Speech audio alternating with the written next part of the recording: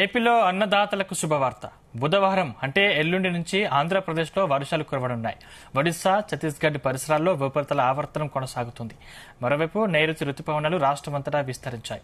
వీటి ప్రభావంతో రాబోయే 4 రోజుల్లో రాష్ట్రంలో విస్తారంగా వర్షాలు కురుస్తాయని అమరావతి వాతావరణ కేంద్రం పేర్కొంది.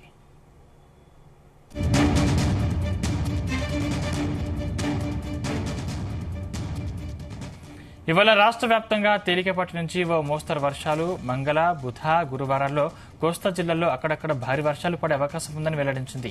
పార్వతీపురం, మన్యం, అల్లూరి సీతారామరాజు, అనకాపల్లి, కాకినాడ, డాక్టర్ బిఆర్ అంబేద్కర్ కోనసీమ, తూర్పు గోదావరి, ఏలూరు, కృష్ణా, ఎన్టీఆర్, ప్రకాశం, శ్రీ పొట్టి శ్రీరాములు నెల్లూరు, కర్నూలు, నంద్యాల, అనంతపురం, వైఎస్ఆర్, అన్నమయ్య, తిరుపతి జిల్లాల్లో తేలికపాటి నుంచి ఓ మోస్తరు వర్షాలు కురిసే అవకాశం ఉందని తెలిపింది.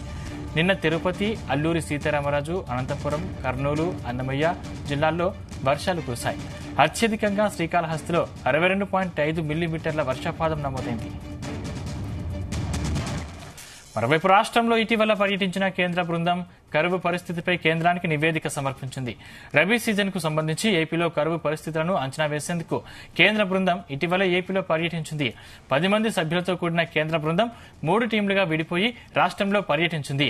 అనంతపురం శ్రీ సత్యసాయి జిల్లాలో ఒక టీం, కర్నూలు, నంద్యాల జిల్లాలో 2వ బృందం, నెల్లూరు, ప్రకాశం జిల్లాలో 3వ టీం పర్యటించింది.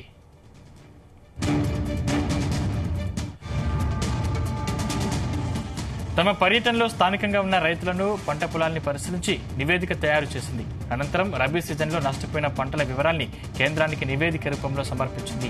ఏపీలో రైతులను ఆదుకోవడానికి సత్వరమే 319.77 కోట్లు సాయం చేయాలని కేంద్ర బృందం కేంద్ర ప్రభుత్వానికి సూచించింది. అలాగే ఉపాధి హామీ పథకం కింద అదనంగా మరో 50 పని రోజులు కల్పించాలని కేంద్రానికి సిఫార్సు చేసింది.